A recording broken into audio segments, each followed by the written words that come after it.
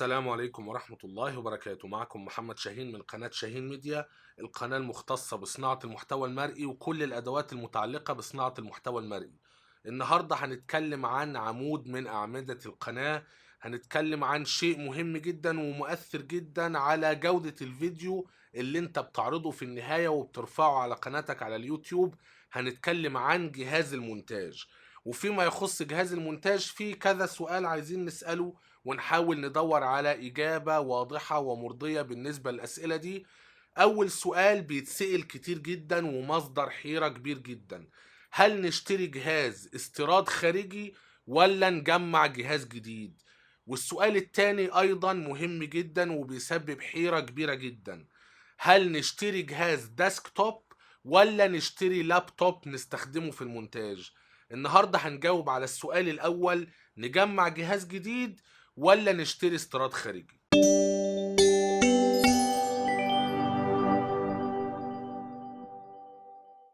في البداية، لو انت مهتم بأدوات التصوير والمونتاج وصناعة المحتوى المرئي بشكل عام، ولو عندك قناة على اليوتيوب، يبقى انت لازم تشترك في هذه القناة. اضغط على زر الاشتراك الأحمر واضغط على علامة الجرس علشان تجيلك كل الإشعارات بكل حلقاتنا الجديدة. ونبتدي نجاوب على هذا السؤال المحير جدا: هل نجمع جهاز جديد ولا نشتري جهاز استيراد خارجي؟ في البداية ودايما بكرر، فيما يخص شراء الأدوات في قاعدة ذهبية بالنسبة لي اتعلمتها من خلال سنوات شغل وخبرة: اشتري الحاجة الأنسب لشغلك. فبالتالي مفيش قاعدة واحدة. ما ينفعش تقول أيوة اشتري جهاز تجميع جديد، اوعى تشتري جهاز استيراد خارجي. وما ينفعش تقول ايوه اشتري جهاز استيراد خارجي دي احسن بمليون مرة من اي جهاز ممكن تجمعه، اوعى تجمع جهاز جديد. ما ينفعش. كل واحد بيشوف ظروفه، وكل واحد بيشوف البادجت او المبلغ اللي هو محدده، وكل واحد بيشوف طبيعة عمله وبيشتري الأداة اللي تخدم طبيعة عمله والمناسبة أكثر لظروفه. طب باختصار في البداية بالنسبة لي أنا، هل في إجابة سهلة وبسيطة ومختصرة نقدمها في الأول قبل ما ندخل في تفاصيل؟ أنا أقدر أقول إن القضية متعلقة أكتر بالمبلغ اللي أنت محدده لشراء الجهاز. لو أنت ما عندكش مبلغ كبير أقل من 10,000 جنيه، يبقى غالبا هتضطر تشتري استيراد خارجي، لأن أنت مش هتقدر تجمع جهاز جديد قوي مناسب للمونتاج بمبلغ أقل من 10,000 جنيه. لكن لو أنت محدد مبلغ كبير من 10,000 ل20,000 جنيه أو أكتر، يبقى أنا بقول لك قولا واحدا: جمع جهاز جديد، ما تشتريش جهاز استيراد خارجي. نتكلم بقى في شوية تفاصيل. بشكل عام التجميع الجديد له مزاياه وله عيوبه، وشراء الاستيراد الخارجي له مزاياه وله عيوبه. نتكلم الأول عن الاستيراد الخارجي. إيه مزايا شراء جهاز استيراد خارجي؟ أول حاجة، غالبا أجهزة الاستيراد الخارجي بتكون ذات خامات عالية جدا وجودة ممتازة جدا. وفي نقطة أخرى، إن أنت غالبا بتستخدم أشياء مكونات للجهاز جودتها ممتازة، والكومباتيبيليتي ومدى اتفاق هذه المكونات واتساقها مع بعض بيكون في أعلى الدرجات. تالت حاجة، إن أنت ممكن تلاقي أجهزة معينة استيراد خارجي ما تعرفش أصلا تشتري زيها جديد، زي أجهزة الورك ستيشن اللي بيبقى فيها أكتر من بروسيسور، أو زي الأجهزة اللي بيبقى ليها شكل او حجم خاص، فورم فاكتور خاص، زي الاجهزه اللي حجمها صغير قوي. صعب جدا ان انت تلاقي زي الاجهزه دي جديد اصلا. اقدر اقول برضو كميزه رابعه لاجهزه الاستيراد الخارجي، ان انت في الغالب بتلاقي الاجهزه سعرها مقبول جدا وبتاخد اداء جيد جدا بالنسبه للسعر اللي انت دفعته. نيجي بقى نتكلم عن العيوب. وانا بالنسبه لي بلاقي ان العيوب دي يعني نوعا ما لازم تفكر فيها كويس قوي، لانها عيوب مهمة. اول حاجة لازم تفتكر ان انت بتشتري جهاز مستعمل، جهاز مستهلك قبل كده. في ناس استخدموا الجهاز ده لمدة سنوات طويلة. ودايما بنصح قبل ما تشتري اي جهاز استيراد خارجي، شوف الموديل بتاع الجهاز واكتبوا على جوجل، شوف البرودكشن ديت بتاع الجهاز ده امتى، سنة التصنيع. ممكن تلاقي ان انت بتشتري جهاز فات عليه اكتر من 10 سنين، بتشتري جهاز حرفيا بيكح تراب. هل انت متخيل ان انت لما تشتري جهاز فات على زمن تصنيعه 10 سنين ان هو هيعيش معاك انت كمان 10 سنين لقدام؟ وفي قاعدة في غاية الأهمية لازم تنتبه ليها، ان اي جهاز الكتروني بشكل عام مادام مر فيه التيار الكهربي عمره الافتراضي بيقل، وكل ما بيشتغل على الكهرباء اكتر كل ما بيسخن اكتر كل ما بيستهلك اكتر كل ما عمره بيقل. وفي نصيحة او نقطة في غاية الاهمية خصوصا بالنسبة لاجهزة الورك ستيشن، انت بتشتري جهاز استعمال خارجي او استيراد خارجي ورك ستيشن، ما تفتكرش ان الناس الاجانب اللي كانوا شغالين على الورك ستيشن ده كانوا بيتدلعوا عليه، لا، دول غالبا كانوا مشغلين الورك ستيشن ده في داتا سنتر، الجهاز ده كان شغال شهور طويلة 24 ساعة ما بيتقفلش، هم شاريين الجهاز ده علشان كده. ولما وجدوا في الغالب ان عمره الافتراضي قرب ينتهي او بقى تكنولوجيا قديمة مش مساعدهم في شغلهم، فبيكهنوه وبيبيعوه وبيشتروا مكانه اجهزة جديدة. انت بقى سعادتك بتشتري الجهاز ده وتبقى فرحان بيه، وممكن فعليا الجهاز ده شغال بقاله 5 سنين متواصل 24 ساعة ما بيتقفلش. تاني حاجة، انت مش بس بتشتري حاجة مستعملة، انت بتشتري تكنولوجيا قديمة، وممكن تكون تكنولوجيا قديمة جدا هتحدد اداء الجهاز بشكل كبير. النقاش ده انا بمر بيه كل شوية لما يجي حد يحاول يقنعني ان انا اشتري جهاز استيراد خارجي بدل ما اجمع جهاز جديد. يجي يقول لي بص يا باشمهندس انت هتشتغل عليه مونتاج، انا هجيب لك جهاز ورك ستيشن فيه 2 بروسيسور، كل بروسيسور فيه 6 كور، كل كور شغال على 20 ميجا كاش، هتلاقي طيارة كده، جهاز طيارة هتشتغل عليه. رغم ان الارقام حقيقية الا ان هذه الارقام لا تدل بالضرورة على قوة واداء الجهاز. وفي نقطة في غاية الاهمية، الامر متعلق بطبيعة شغلك انت ممكن تكون شخص عمرك ما اشتغلت على جهاز قوي، عمرك ما اشتغلت على جهاز تكنولوجيا حديثة، عمرك ما اشتغلت بالفعل على جهاز طيارة، فبالنسبة لك الورك ستيشن ده بالمواصفات اللي هو زغلل بيها عينك بالنسبة لك فعلا ده اقوى جهاز انت قعدت عليه في حياتك.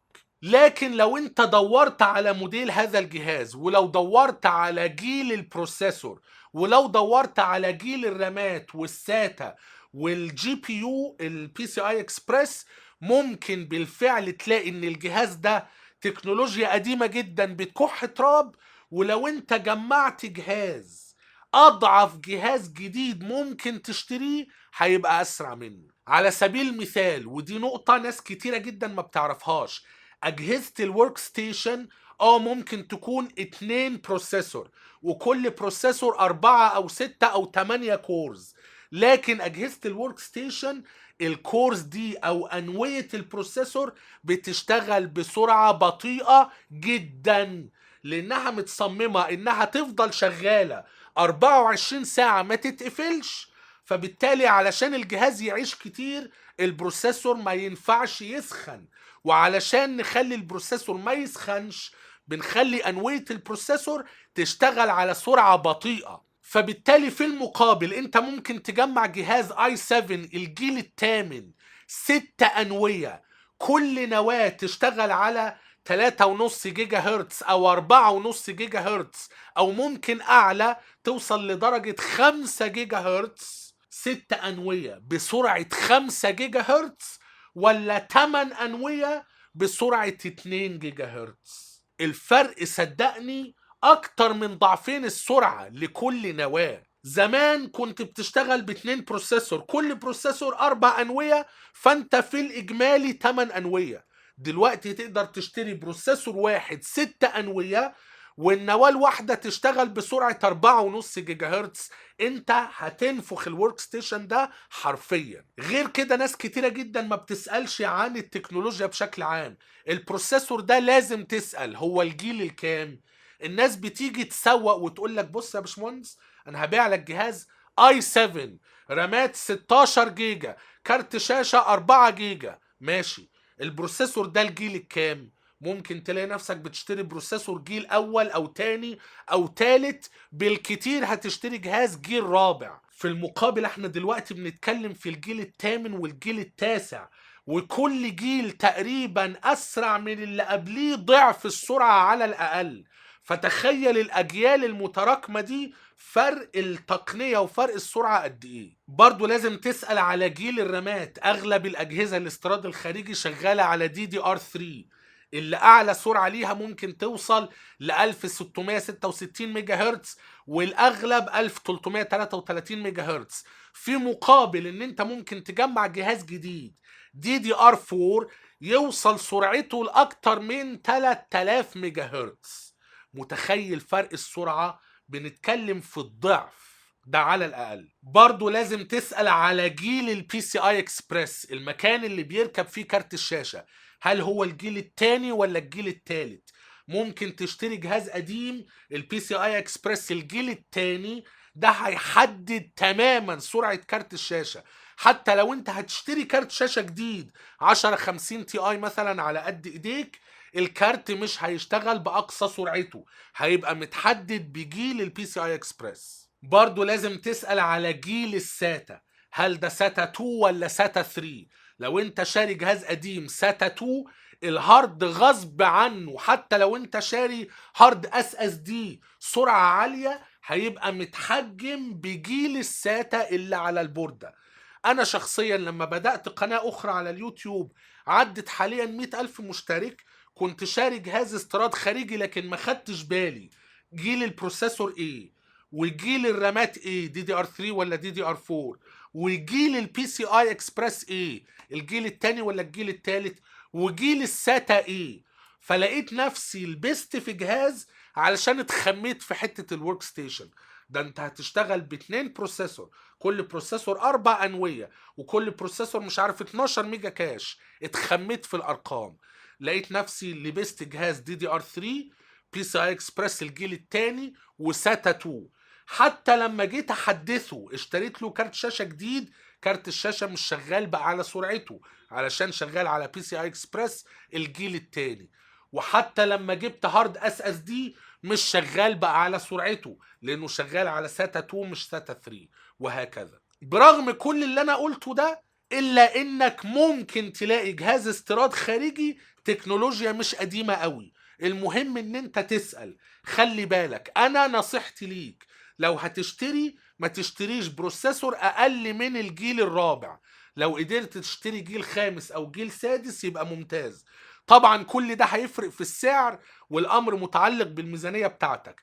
ما تشتريش اقل من DDR3، غالبا مش هتلاقي DDR4. ولو هتشتري DDR3 اشتري اعلى سرعة. اتأكد ان البوردة بي سي اي اكسبريس جيل تالت. اتأكد ان البوردة ساتا 3. اتأكد ان البوردة فيها USB 3 اللي هي USB الفيشة الملونة باللون الازرق. يبقى في النهاية لو انت اضطريت اضطرارا ان انت تشتري جهاز استيراد خارجي، على الاقل ما تلبسش في جهاز تكنولوجيا قديمة بتكح تراب. نيجي بقى نتكلم عن الاجهزة التجميع، الاجهزة الجديد، ايه مميزاتها وايه عيوبها؟ اهم ميزة في الاجهزة الجديدة التجميع ان انت اولا، ده لو انت فاهم، ودي نقطة مهمة، لازم تبقى فاهم في الجهاز اللي انت هتجمعه، تعمل ريسيرش كويس قوي وتدور على المكونات وتتأكد ان كل المكونات متسقة ومتفقة مع بعض والدنيا هتمشي تمام. اهم مميزات جهاز التجميع الجديد ان انت في الغالب هتشتري احدث تكنولوجيا غير مستعملة، هتبقى انت اول استخدام له، وهتقدر تجمع الجهاز الانسب لشغلك والانسب لعملك. النقطة دي مهمة جدا. لو انت عندك ميزانية اقل من 10,000 جنيه هتقدر تجمع جهاز جديد وفق هذه الميزانية.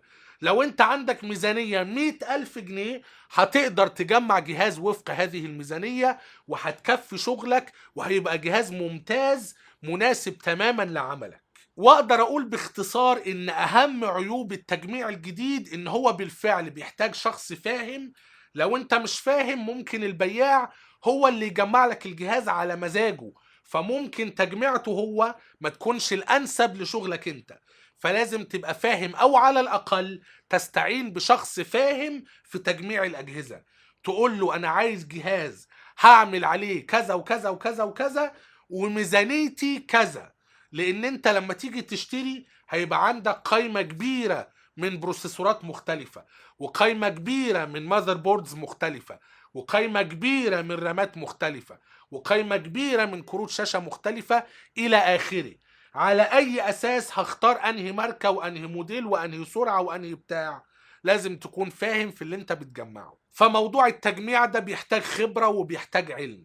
تاني شيء، لو انت ما عندكش بقى العلم ده، او بشكل عام ممكن تلبس في قطع مش بجودة تصنيع زي الاستيراد الخارجي، مع الاخذ في الاعتبار ان الاستيراد الخارجي مستعمل. لو انت خدت انطباع ان انا مع التجميع الجديد تماما ومش مع ان انت تشتري استعمال او استيراد خارجي، لا، الانطباع ده خاطئ. لكن هو بشكل عام انا زي ما بيقولوا تك انثوزيست، محب للتقنية ومحب لكل جديد، فميال لشراء كل جديد واستخدام احدث تقنية. لكن زي ما قلت لك الامر متعلق بطبيعة شغلك.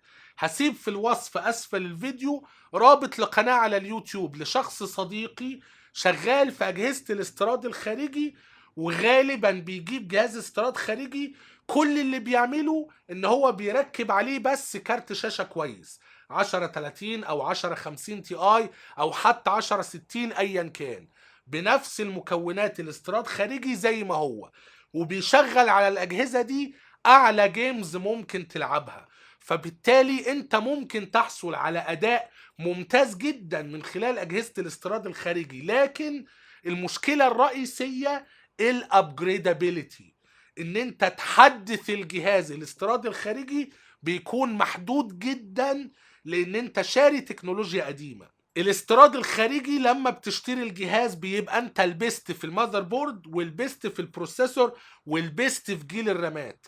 غالبا مش هتقدر تركب رامات اعلى من جيل الرامات اللي راكب اصلا في الجهاز. ممكن تعلي الرامات، لو الجهاز شغال عليه رامات 16 ممكن تركب 32. لكن ان انت تشيل جنس الرامات او نوع الرامات ده وتركب رامات سرعات اعلى، لا، غالبا الجهاز مش هيوافق على كده، مش هيبقى متسق ومتفق معاه. غالبا برضو مش هتقدر تغير البروسيسور. كل اللي هتقدر تعمله ان انت تغير كارت الشاشة في الغالب، تزود سعة الرامات وتركب هاردات. وخلي بالك حتى لو انت ركبت كارت شاشة عالي جدا جدا، غالبا هتلاقي فيه باتل نك، عنق زجاجة. هتركب كارت شاشة اقوى بكتير جدا من البروسيسور اللي يقدر يجاريه، او من سرعة الرامات او مساحة الرامات اللي تقدر تجاريها. اما بالنسبة لاجهزة التجميع الجديدة فالابجريد باث زي ما انت عايز. ممكن تبدأ بجهاز i3 جيل 8، البوردة بتاعت الجيل الثامن تستحمل بروسيسورات الجيل التاسع، فبالتالي ممكن تبدأ باي 3 جيل 8 وفيما بعد تحط اي 7 جيل تاسع. ممكن تبدأ برامات 8 جيجا بسرعة مثلا 2400 ميجا هرتز، فيما بعد ترقيه ل 32 جيجا بسرعة رامات 3200 ميجا هرتز. فبالتالي تطوير وتحديث الجهاز التجميع الجديد بيكون افضل بكتير، خصوصا لو انت فاهم انت شاري ايه. وبكرر الاجابة اللي انا قلتها في بداية الفيديو، الامر اولا متعلق بالميزانية اللي معاك. لو انت معاك مبلغ اقل من 10,000 غالبا هتضطر تشتري استيراد خارجي. لو معاك مبلغ من 15 ل 20 انا شخصيا انصحك ان انت تجمع جديد، خصوصا لو انت هتشتري كيسة بس من غير شاشة وكيبورد وماوس. انا ساكتفي بهذا القدر في هذا الفيديو. لو الفيديو عجبك اعمل لايك، وما تنساش ان انت تشارك الفيديو ما بين اصحابك المهتمين بنفس الموضوع. الى ان نلتقي في فيديو اخر باذن الله عز وجل، نجاوب بقى على السؤال التاني: نجيب جهاز ديسكتوب ولا نشتري جهاز لابتوب؟ الى ان نلتقي في فيديو اخر قريبا جدا باذن الله عز وجل. لا تنسوني من صالح دعائكم، والسلام عليكم ورحمة الله وبركاته.